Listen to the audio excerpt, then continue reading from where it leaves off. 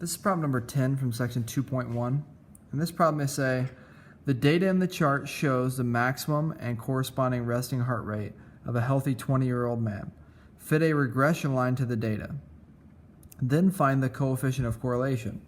Finally, use the regression line to predict the maximum heart rate for a resting heart rate of 41, 56, and 77. Okay, they want us to find a regression line, and typically in our pre-calculus class, to find the regression line, we're just going to use a calculator to do that.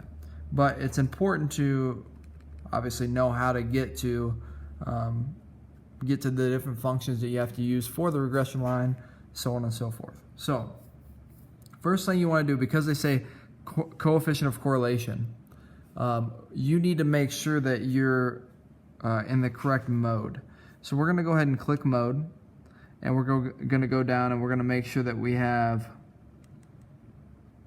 our stat diagnostics. You can see that on our stat diagnostics, we need to make sure they're turned on.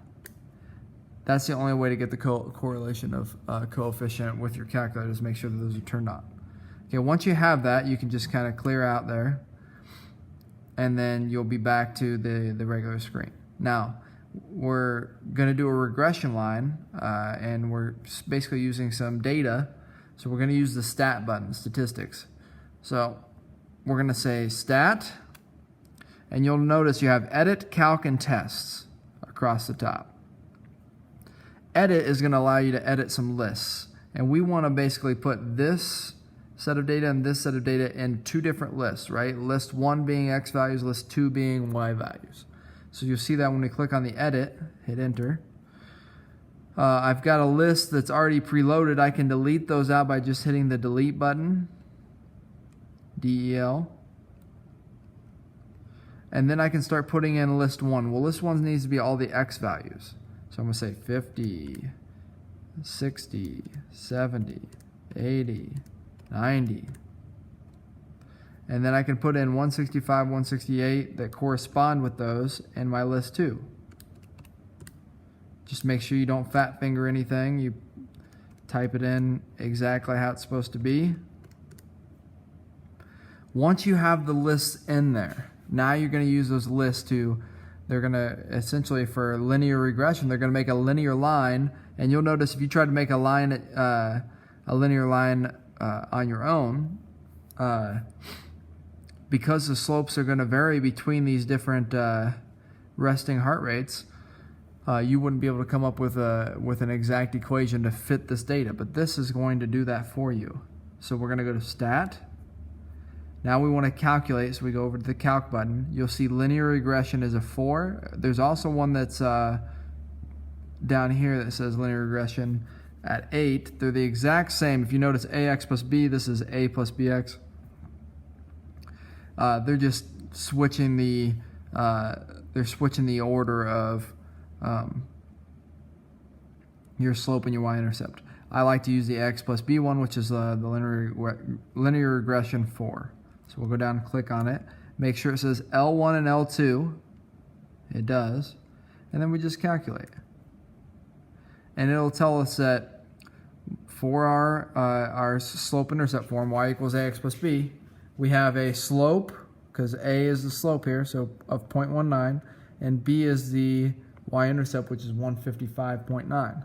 So our equation is y equals 0.19x plus 155.9. Okay. They ask us to find the correlation coefficient, or the coefficient of correlation. That's the R value here, not the R squared value, just the R value. So R equals, and they'll probably have you round it, but we'll say 0.99044. For us, we're just going to round it right there. That'll be fine. And then they want you now to take and find the resting heart rate of 41, 56, and 77. Remember, the resting heart rates, these are X values, these are Y values. So they want us to take these X values here and plug them into the equation. Now this 41 would be an extrapolation, this 56 is an interpolation because it's inside of our data set, and the 77 is also inside. So the only one that we're really extrapolating is this 41. So let's go ahead and do this by going back out. Now, you can type in equations into your calculator.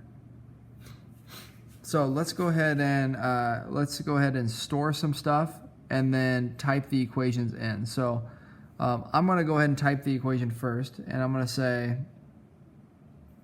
that my equation is really 0.19x plus 155.9. So I'm going to say 0.19, and then I'm going to call it x, and I can use the x button. I want to use these green buttons in here.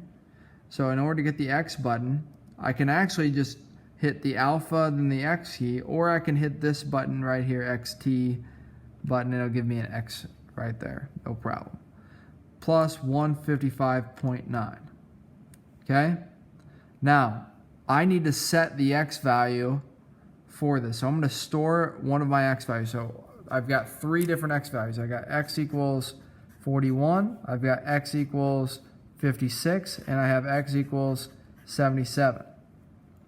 So when x is 41, y is going to equal something, y will equal something here, and y will equal something here, and the y value is going to be the maximum heart rate.